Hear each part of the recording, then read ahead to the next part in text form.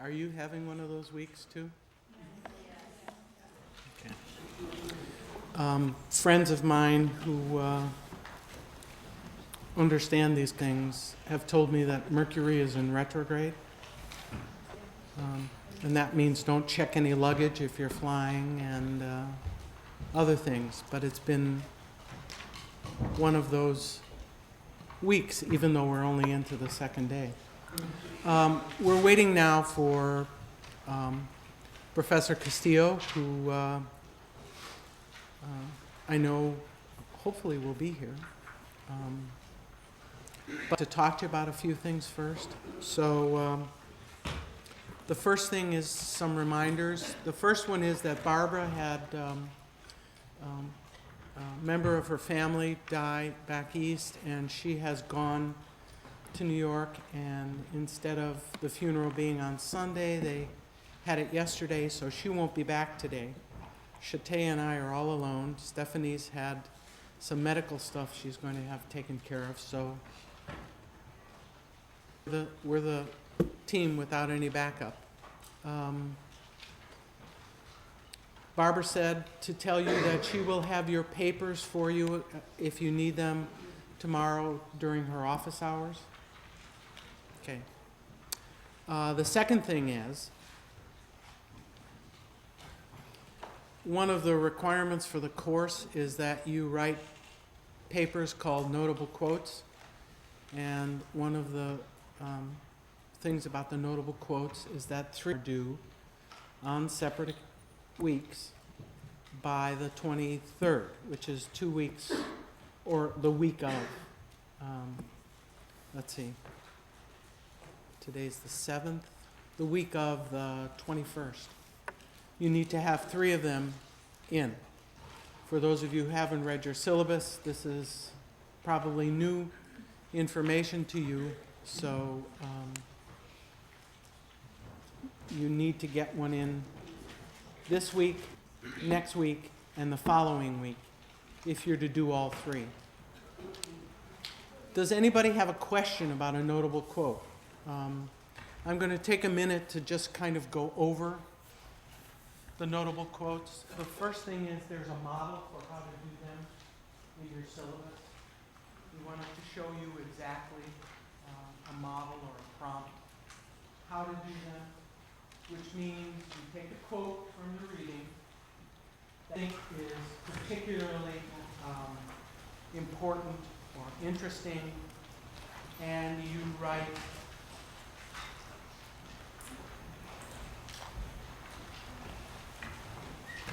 an essay around that quote. One of the things that has been happening in my sections, and if you're in Barbara's section, you can discard this if this doesn't apply to you, is my students have been quoting facts via quote, doing a fairly good job of showing where the quote comes from, but you are not citing where your information comes from. Now, part of that reason may very well be that you don't know where to cite, but if you cite a fact that is in the text, that you found in the text, it is appropriate to tell us what page you found it in and also which text you found it in. I just wanted to point that out. Most of the students in here are my students. I teach 3 of the sections. Any questions about notable quotes?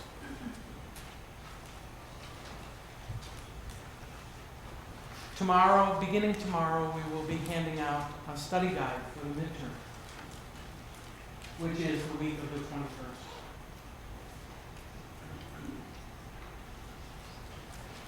Hopefully we'll give you some information on what to study and what effect you know. I'm sure you're all, hopefully if you've been paying attention and on the same page with us, you have some idea of some of the things that we think are important. Because one of the things about the course is that not only do you need to spit back information to us, I hate to put it that way, but at some point along the way, someone is usually find out or understand that you've taken a course like this. And they might very well expect you to have an informed opinion. Not just an opinion, but an informed opinion. And so it's those things that we think you might need to include if you're to have an informed opinion. Yes? I was just... No, come back. I'll get you. It's the same thing. It says on the syllabus the midterm's next week. I'm sorry? The midterm is next week, it says on the syllabus. I'm sorry. You're right. I was conflating it with when the notable quotes were due. But you're right. I stand corrected. The midterm is next week. Oh, now all the people who are thinking, you can blame them. The midterm is next week, and we will be handing out the study guide this week in section. Any other questions? I apologize for my misstatement. Don't want to cause any more confusion than already exists. Any other questions? Do you have, while we're waiting for Professor Castillo, do you have any questions in general? Or are you just vessels waiting to be filled? Yes. It says for the readings for the March 14th, for when we start Waller, it doesn't have the asterisks to read for the notable quote. Is it okay if we read it for the notable quote? Sure. Okay. One of the things that the question was, what is the notable quotable text for next week? And that is, you start James Waller's book, Becoming Evil. And I would think that that portion is very notable and very... Yeah. I remember on our first day with Barbara, she told us that we actually could not do a notable quote for the week of the exam. We had originally planned it that way. Okay. But we thought, who wants to... It was really done in service to you, that we thought you'd be home with your nose to the grindstone studying and not wanting to do that. But just from what I can see from my section, we're going to do a notable quote next week, because many people haven't even hit the tip of the iceberg on those. So, yes, you can hand in a notable quote for next week.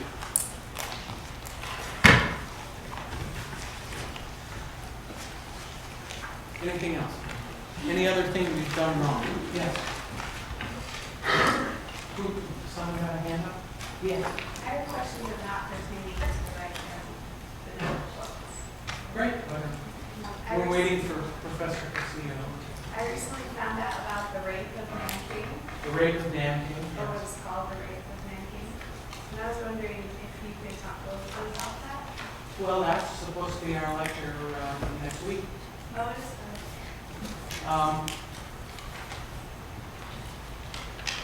The rape of Nanking, just as an introduction,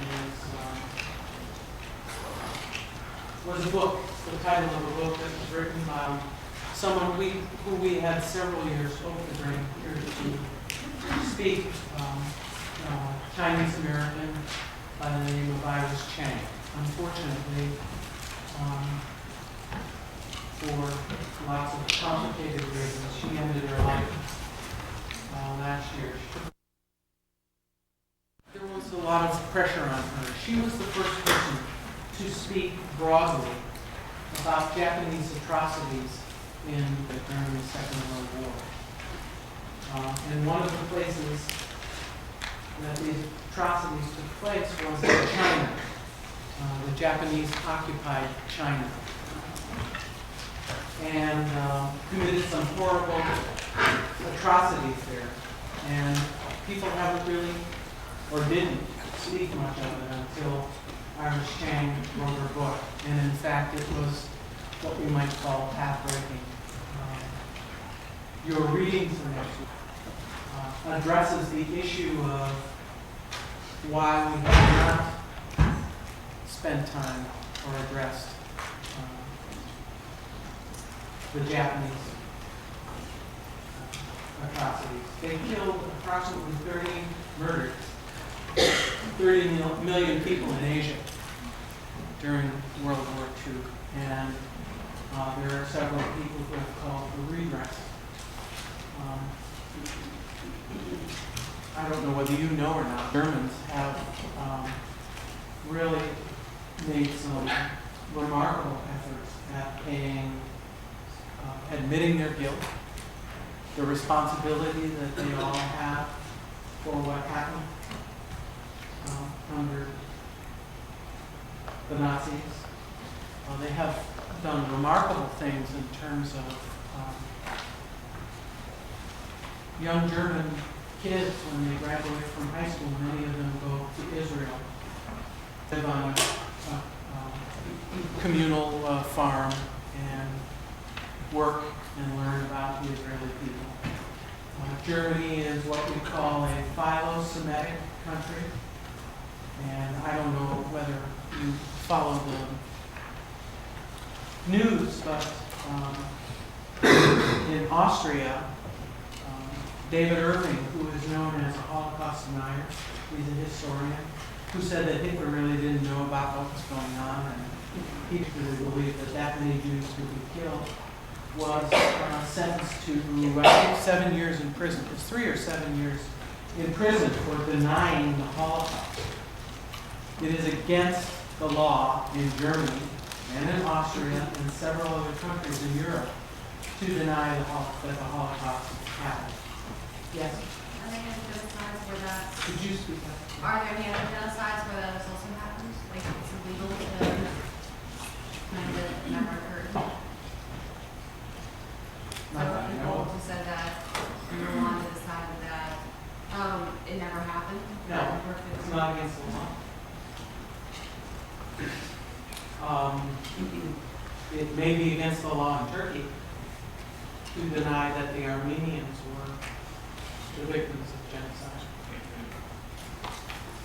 Why do you think it might be that that's the only place where there's denial? And that country's more involved in it? Maybe it sort of has international pressure. As international pressure, could you, excuse me, what do you mean by international pressure? Maybe that's a question. The question is why, you asked me whether there was another place where the Holocaust was denied, genocide was denied, and I said no. It's not a particularly good stance to take in Turkey. But, yeah. I was under the impression that Turkey as a country completely denied the Armenian genocide. That's But it's not against the law, although they do some very interesting things to people who are espousing, like not giving them jobs in Turkish universities, teaching history and other things. I saw a hand up here. Yes. Is it true that Irish String's book, Prerequisite, was banned in Japan? Is it true that Iris Chang's book was banned? Where did you? I read that online and it said that like her book wasn't allowed to be published in Japan, and also that Japan said that she over-exaggerated the atrocities in Nanjing. Yeah.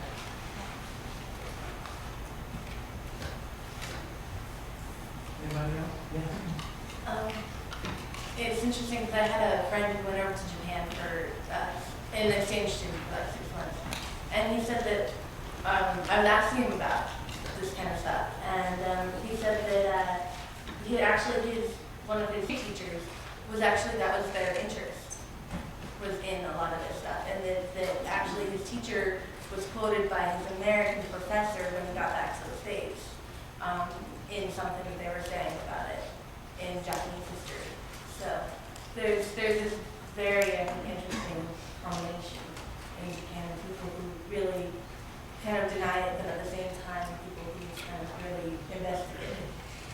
We investigated with the there's central issue that you should know about, because not only does it influence perhaps what's happening in Japan and other places, certainly in Turkey, is the notion of reparations. The Germans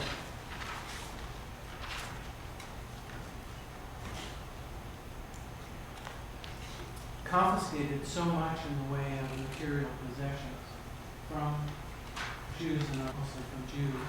I've talked about it in my section. Perhaps you can think back to that. There is a Holocaust survivor who calls it the greatest robbery in the world, or in history.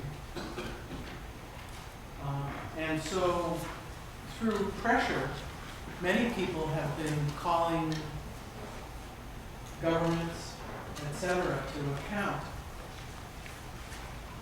to come back with their property, because there were survivors who wanted to have their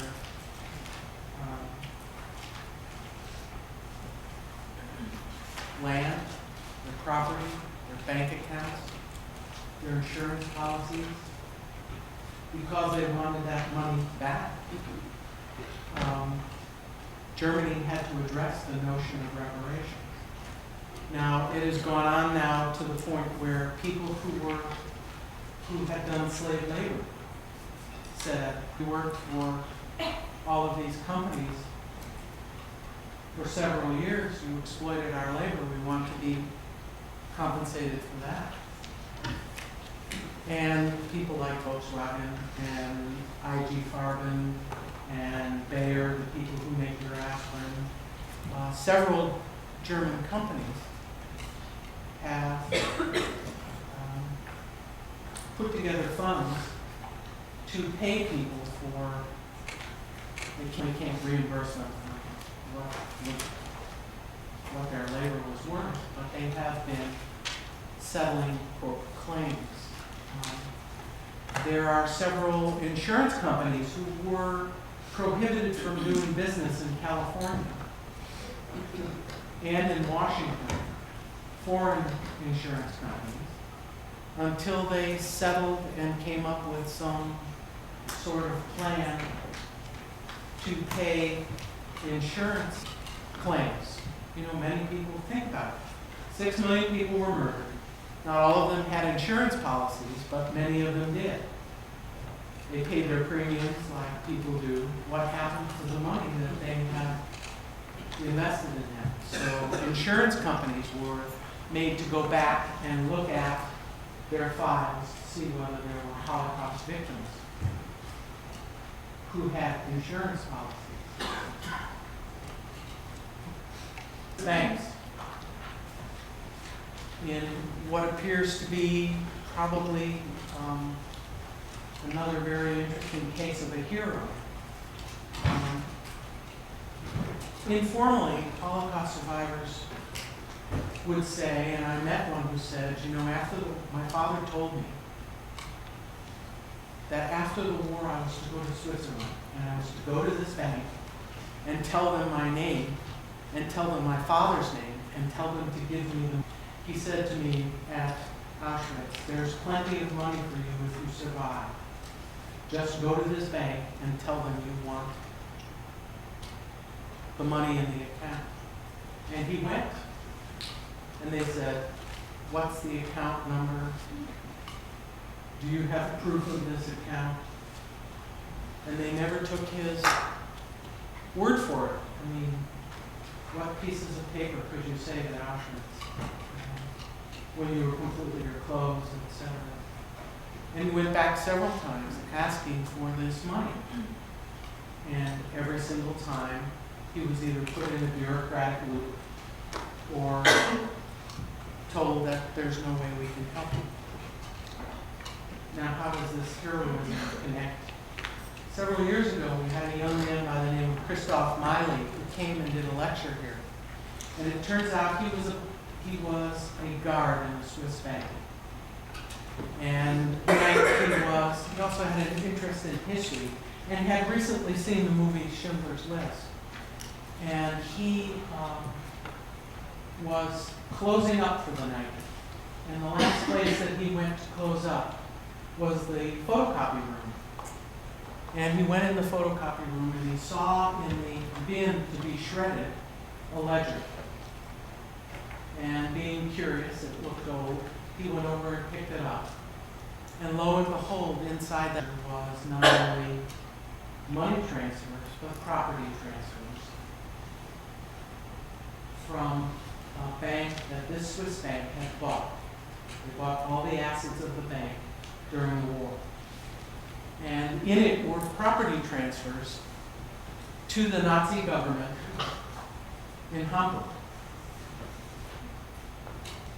One of the interesting side things that comes in here is that Lucille's family owned an apartment building that was confiscated. I often wondered whether the information about that had been shredded. But Christoph realized what he had because he had just been sensitized by seeing Schindler's List. And he didn't know what to do, but he took the book home and he asked his wife.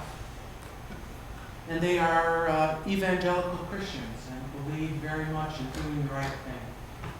And she said, I have to tell someone about this. They're shredding all of the evidence of this appropriation.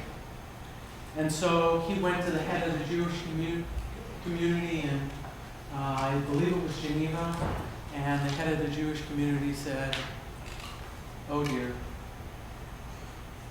this is terrible, it's very explosive. I mean, they've been trying to pin this on the Swiss banks for a long time. They kept saying, we don't have any record of that, the records have been destroyed, etc. Make a long story short, he eventually had to contact someone in the United States to tell them what he had. And once this news exploded, and it was about 7 years ago, he could no longer live in Switzerland because he was being persecuted, among other things. Lost his job, couldn't find another job. And so he came to the United States and was directly responsible because he contacted a lawyer and some people in the Jewish community, was directly responsible for holding the Swiss banks to account for what they had done. Well, that's a long story into why the Japanese may not want to admit what they did, and why the Turks do not want to admit what they did. If you take a look at the map, and you will be shown during the Armenian lecture, there was a lot of real estate that fell out of Armenian hands and fell into Turkish hands. And the Japanese appropriated a lot of real estate, wealth, etc. during the Second World War. And once that picks up speed, who's next? If there's a precedent set for giving reparations to the victims of genocide and their ancestors, where does that go? For whom? For who? Native Americans. Native Americans. Who else? Japanese Americans. Japanese Americans have made a settlement. Congress in the United States gave a token payment to Japanese Americans who were relocated. African Americans. There's a test case now where some African Americans are suing insurance companies who were the insurance of record for some companies that used slave labor. But it kind of rolls on itself in terms of precedent. What has happened with the Swiss bank since it started? Swiss banks have made partial settlements, and they continue to do so because so many people who had assets were murdered.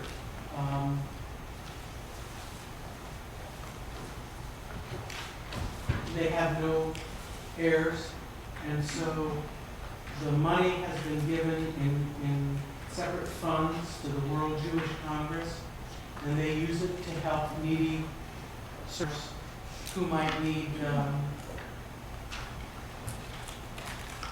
medical help, etc.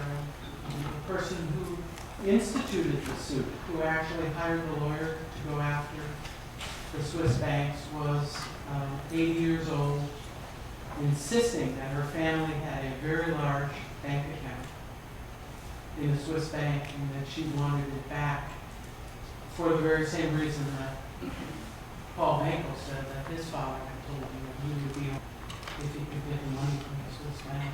And she was living in a one-room apartment in Brooklyn, barely getting by on about $600 in Social Security, and had several chronic medical situations. Well, it looks like Professor Castillo has stood us up. What? Whoa. Good coach.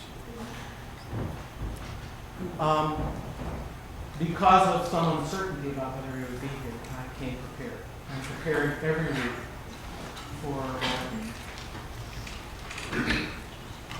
How many of you have taken an AMCS class, a NAMS class, and with Professor Castillo?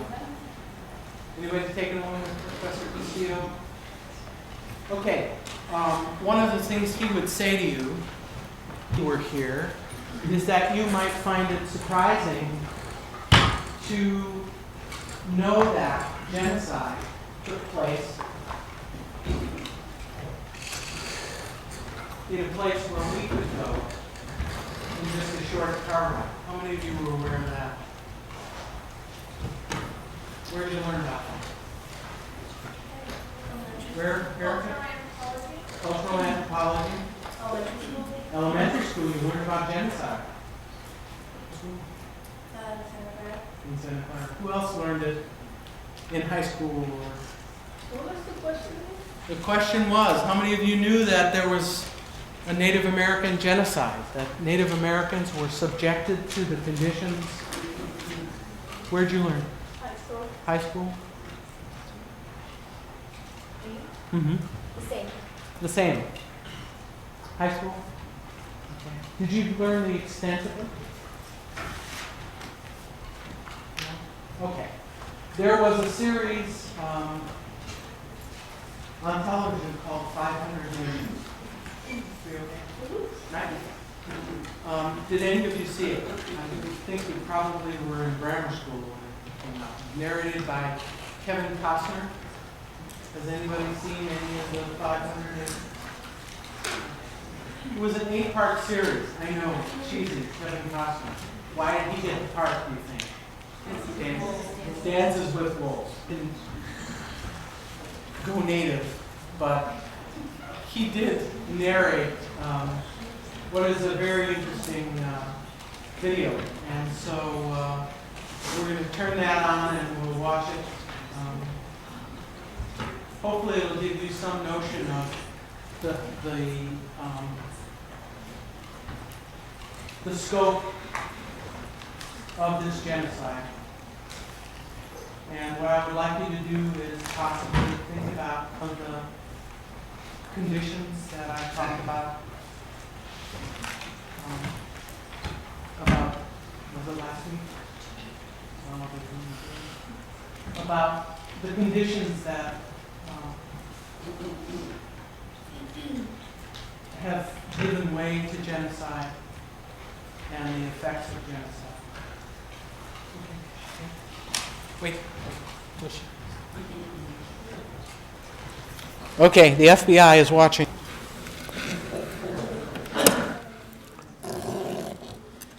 Okay. Thanks.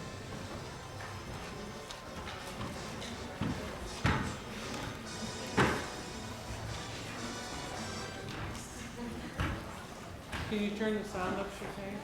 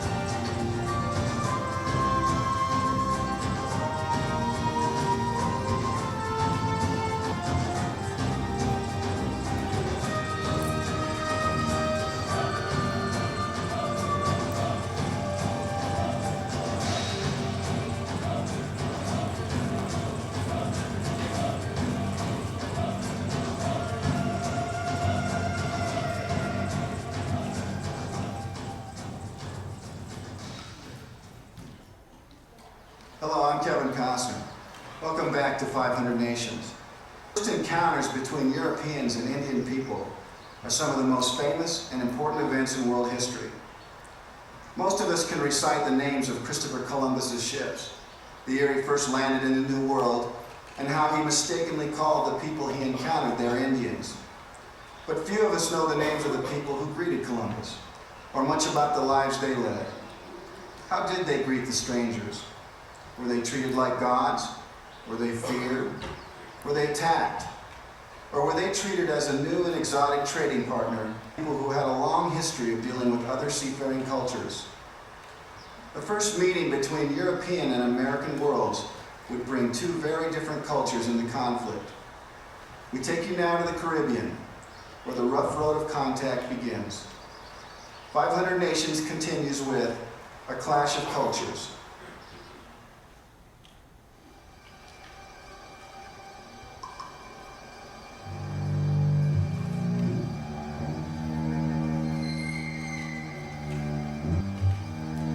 How much damage, how many calamities, disruptions and devastations of kingdoms have there been? How many souls have perished in the Indies over the years, and how unjustly? How many unforgivable sins have been committed? Bartolomé de las Casas. In December of 1492, three ships under the command of Christopher Columbus approached the second largest island in the Caribbean. For 8 weeks, Columbus had traveled from the Bahamas to Cuba, finally reaching the site of modern-day Haiti and the Dominican Republic. The island he would name Hispaniola. The island was then populated by people known as the Taino. One region was controlled by the paramount chief, Wakanagari.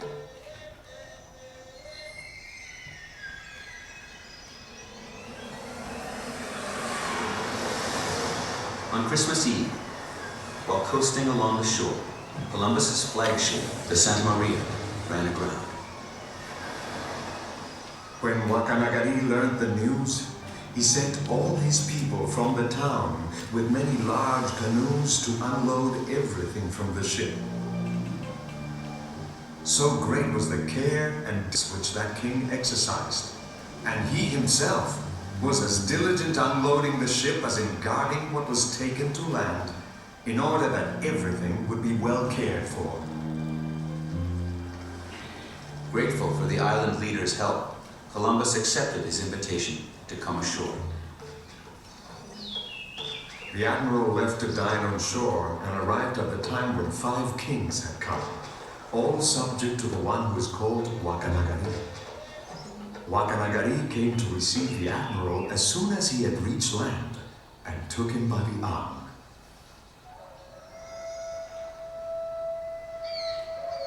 Columbus was immediately struck by the beauty of Taino life.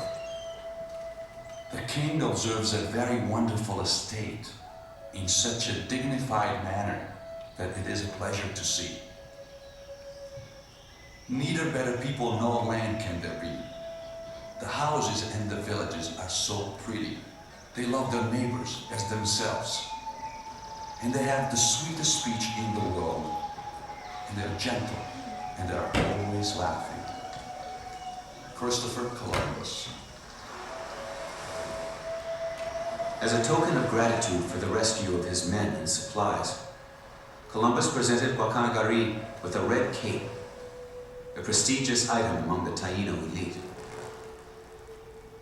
In return, Wakanagari gave Columbus a golden he wore on his head. To Wakanagari, it was a fair exchange, a gesture of mutual respect and recognition, the opening of trade between equals. To Columbus, it was a crown, a symbol of authority. Wakanagari was surrendering his lands and people to Spain. But Columbus was not simply looking to rule people. He saw something much more valuable to his future. He saw gold, the prize he could take back to his sponsors in Europe. There was wealth to be had, and to the Europeans of the time, Wealth belonged to those strong enough to take it.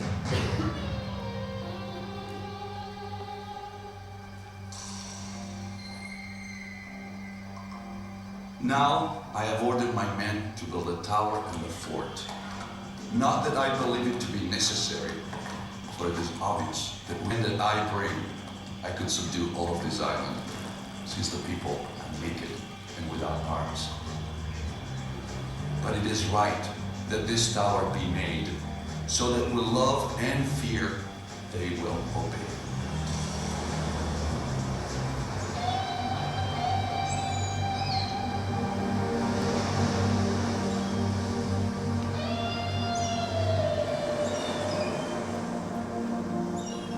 Leaving behind a contingent of men built from the timbers of the Santa Maria, Columbus set sail for Europe. With him, he would carry the news of a new world, gold and docile island natives. Wakanagari and the Taino had no way of knowing what was about to happen to their ancient way of life. The Taino's ancestors were part of a series of migrations of South American Indian people dating back over 2,000 years. They farmed the land and harvested the wealth of the sea. Taino traders traveled in huge ocean-going canoes capable of carrying up to 150 men. Boats laden with feathers, gold, wood, pottery, beautiful birds, cotton fabric, and food. Island nations were woven together by trade. Trade was the communication system by which nations knew one another and maintained peace. Some trading partners even exchanged their names to create lasting bonds between their communities.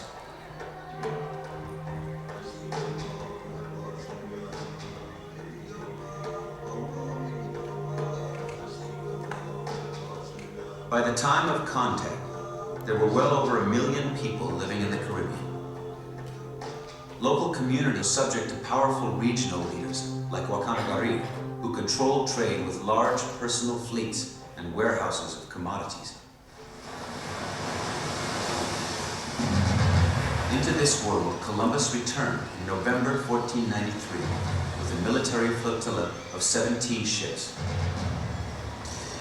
Under his command were armor-clad soldiers, mounted cavalry, attack dogs, and guns. The Spanish conquest of the Caribbean began. Gold mines were opened, and the Taino were enslaved, forced to mine the ore. A Spanish priest, Bartolomé de las Casas, who accompanied Columbus on his second voyage, spoke out against the cruel treatment of the Taino people. It is not possible to recount the 100th part of what I have seen with my own eyes. A man had need to have iron to undergo the labor they endured in getting gold out of the mines. They must delve and search 100 times over in the inner parts of the mountains till they dig them down from top to bottom. They must work the very rocks hollow. Bartolomé de las Casas. Epidemics and famine swept the... Yet the Spanish continued to demand that the beleaguered Taino supply them with both food and labor. Garrisons were strung across the island to fortify the gold fields. When resistance sprang up, Columbus sent out military units to terrorize towns into submission.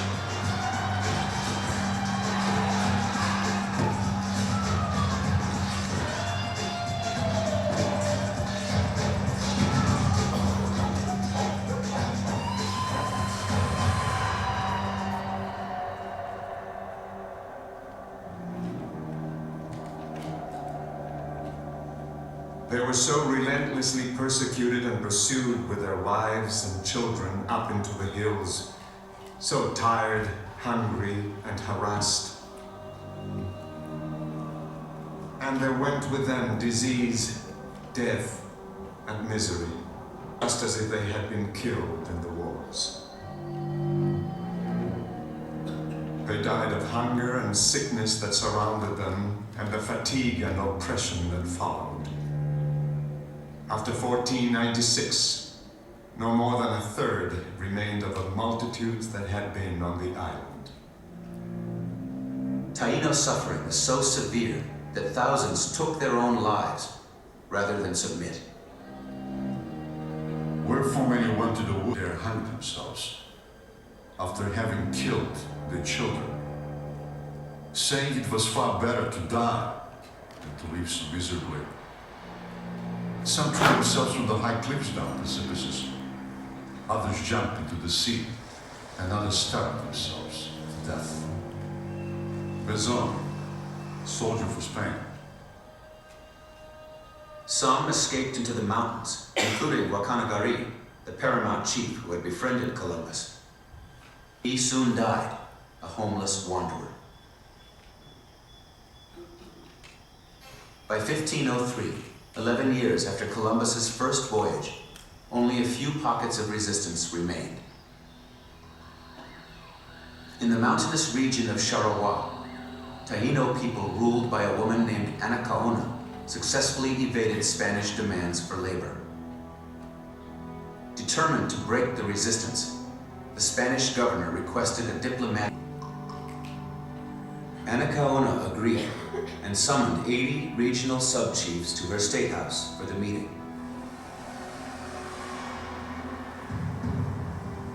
When the 80 leaders were gathered inside, the governor gave a signal and the thatched statehouse was set on fire.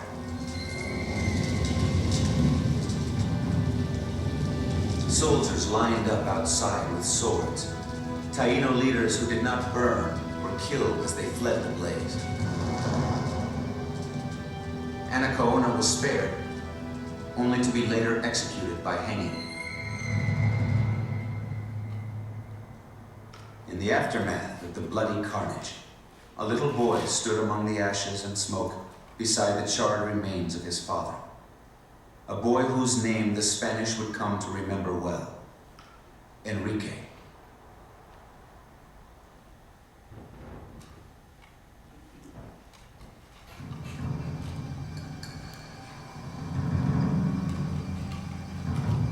The child who witnessed the murder of his father and the other Taino leaders in Sharawa was taken away from the killing field by a Spanish priest.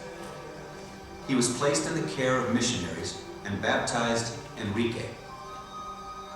Although raised by Spaniards, he never forgot his own identity, heir to the chiefdom of the Bahoruchi of the island.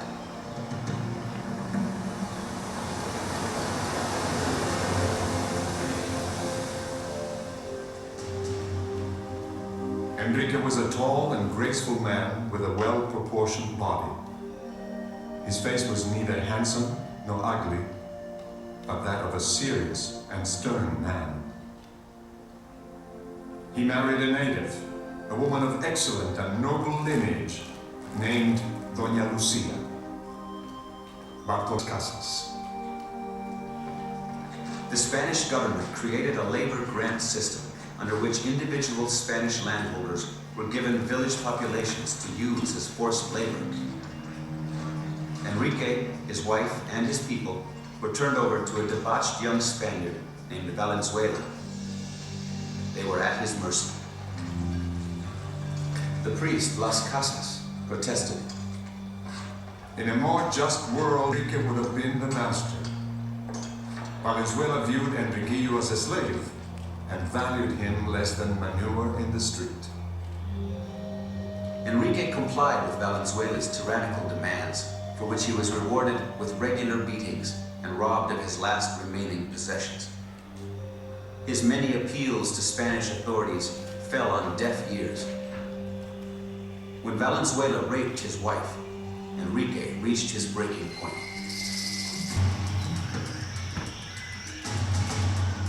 He and his followers escaped to their homelands in the lofty Bahoruco Mountains.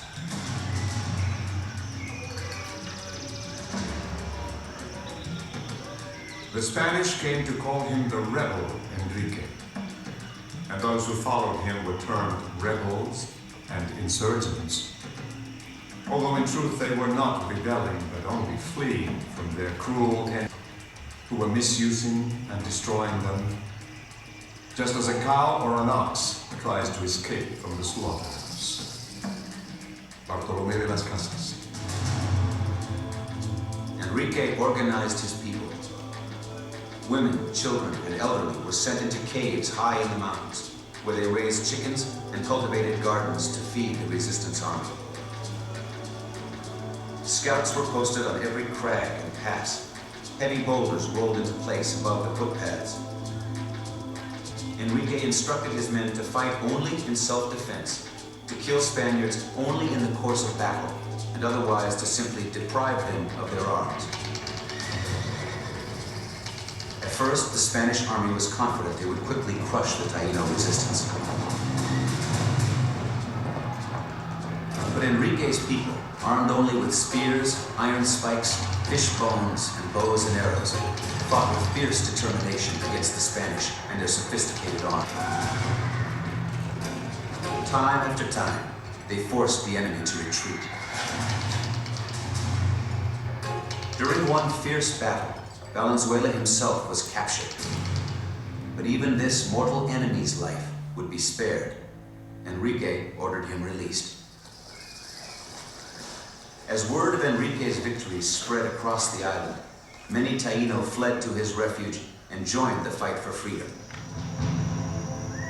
Legend grew. It was said that Enrique never slept at night, that he himself patrolled the village until dawn. For over a decade, he fought Spain to a standstill. Finally, unable to defeat the guerrillas on their own territory, an exhausted and humiliated Spanish government made overtures of peace. I know the Spanish very well, because they killed my father and grandfather and all the people of the kingdom of Sarawak and the population of the entire island of Hispaniola. I have fled to my own land where neither I nor any of my followers are harming anyone, but are simply defending ourselves against those who came to capture and kill us.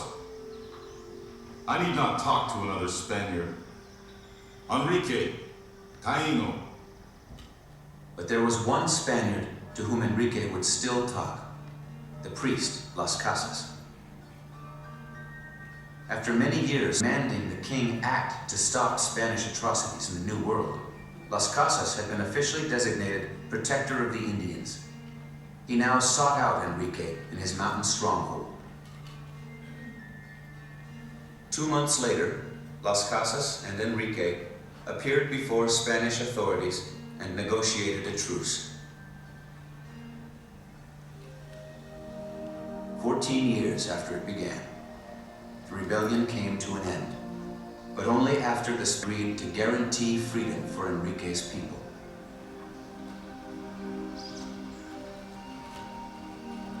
At the base of the Cibao Mountains, Enrique settled with his 4,000 followers, the last members of a culture that had flourished for millennia. By the end of the century, the Taino population that Las Casas had estimated at 2 million was officially reported extinct.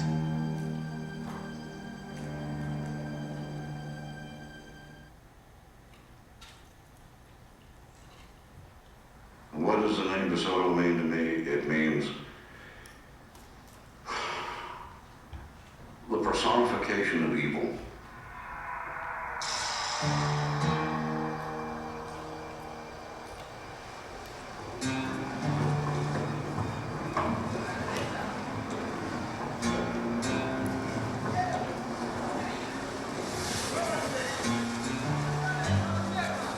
In the late spring of 1539, less than 50 years after Columbus, less than 20 years after the fall of the Aztec Empire, Spanish conquistador Hernando de Soto landed on the West Florida coast north of present-day Tampa Bay.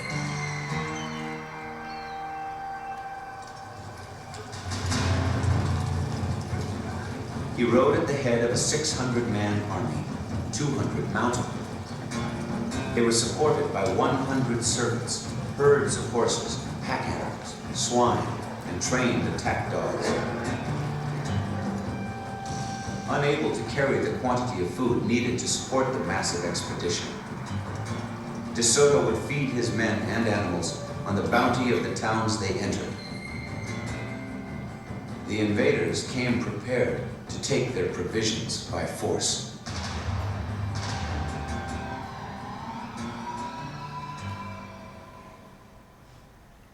In July, De Soto struck north into the lands of the Timucua people, chiefdoms of fishermen and farmers scattered across the northern Florida peninsula.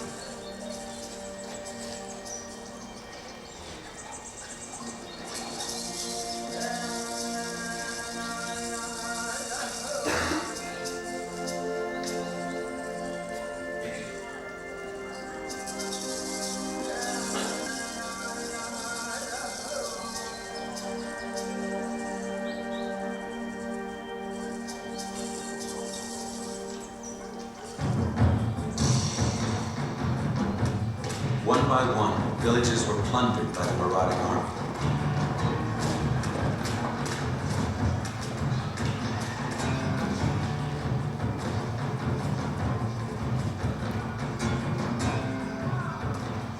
People were enslaved as burden bearers, chained together with iron neck collars in groups of 30. If they were men of virtue, they would not have left their own country. They have made highwaymen, adulterers, and murderers of themselves, without shame of men or fear of any god. Timucua. Timucua were people who also knew of war. As the Spanish army advanced, news reached one leader, Urrutina, who was secure in a military strength that had never failed him. As the Spanish force neared Urrutina's town, De Soto sent a messenger ahead with a warning to submit or be destroyed. Urrutina responded, I am king in my land. I and all of my people have vowed to die 100 deaths to maintain the freedom of our land. This is our answer, both for the present and forevermore. De Soto entered Urrutina's town with his army in battle formation, but oddly, they met no resistance. The chief, who was such defiance, seemed to have completely submitted, but the surface belied the reality. While the Spaniards gorged upon the town's food stores, Urrutina secretly summoned fighting men from throughout the region. Then, playing out a military chess game, the young chief invited De Soto to witness Timucua military maneuvers in a large field. His plan? To amass his army and launch a surprise attack on the force. But De Soto had been forewarned by a spy. Matching the Indian leader move for move, he brought his army to the field in battle formation. To the rear of the Timucua force were 2 lakes. To their flanks were forest, and in front of them, the Spanish army. Suddenly, De Soto gave a signal. Urrutina was seized, and the Spaniards attacked. Spanish cavalry thundered forward, their horses' hooves driving into the Timucuan ranks.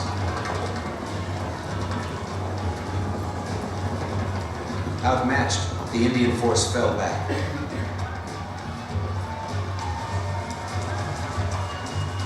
Some ran towards the shelter of the trees.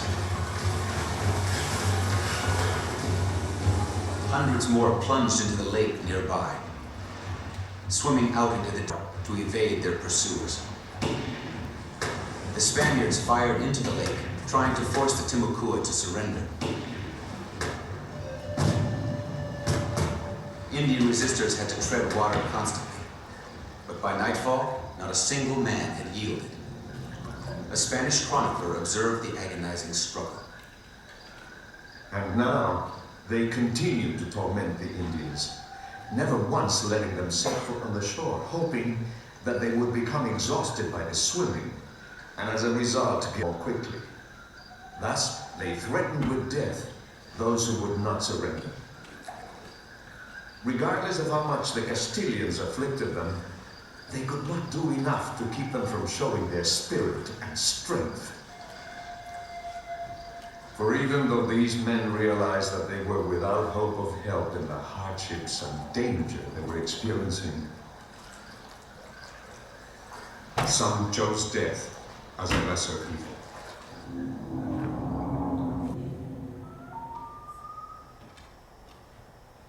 It was not until late the following morning that 200 survivors surrendered in a body.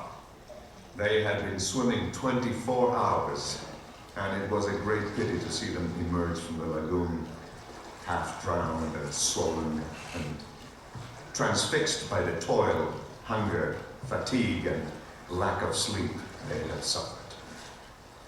Garcilaso, Spanish chronicler. The remaining 7 were dragged out of the water at knife point by De Soto's men. The Timucuan prisoners were chained and distributed among the Spanish soldiers as slaves. Urrutina was imprisoned inside his own statehouse. He would make one last act of defiance. Pretending to have passively accepted his defeat, he lulled De Soto within his reach. Suddenly, he lunged at the Spanish leader, smashing his face with chained fists. The chief gave out such a tremendous roar that it could be heard for a quarter of a league around. The blow was so fierce that De Soto was unconscious for more than half an hour, and he bled through the eyes, nose, and mouth. Simultaneously, Urrutina was gored by 12 swordsmen. Outside, the Timucua fell upon their captors, fighting with stones, pots of boiling food, anything at hand. The Spaniards turned upon them, killing indiscriminately. They were valiant and spirited people, and had they found themselves free, would have done more harm. With all that, imprisoned as they were, they tried to do everything they could, and for this reason, the Spaniards killed each of them, not permitting a single one to live, which was a great pity.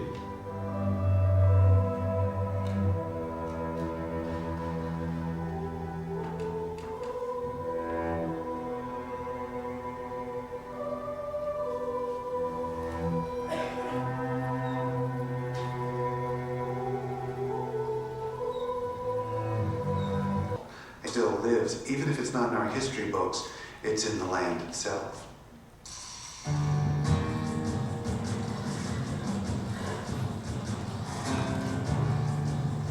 Having laid waste to the Timucua, De Soto marched his army north. In the spring of 1540, he approached a town near present-day Columbia, South Carolina. Cofita-Chequi, a farming community with a religious and social heritage reaching back to the ancient. After days of traveling west, she managed a daring escape, even recovering some of the plundered pearls. De Soto would not pursue her. He moved on, crossing the Appalachian Mountains. In July, he traveled down a broad river into the territory of the Coosa, what is now northern Alabama. The Spaniards were amazed by the complete with towers in progress. Upon the arrival of the Spaniards, a man described as a captain general was sent out to confront them. Who are these thieves and vagabonds who keep shouting, "Come forth, come forth," with as little consideration as if they were talking with some such person as themselves? No one can endure longer the insolence of these demons, torn into pieces for their infamy, and that in this way an end be given to their wickedness and tyranny. As he finished speaking, the Captain General was struck down with a Spanish sword. Instantly, thousands of Mobile fighters spilled out, driving back the Spaniards, fighting so fiercely they even grabbed the Cavaliers' lances by the blades.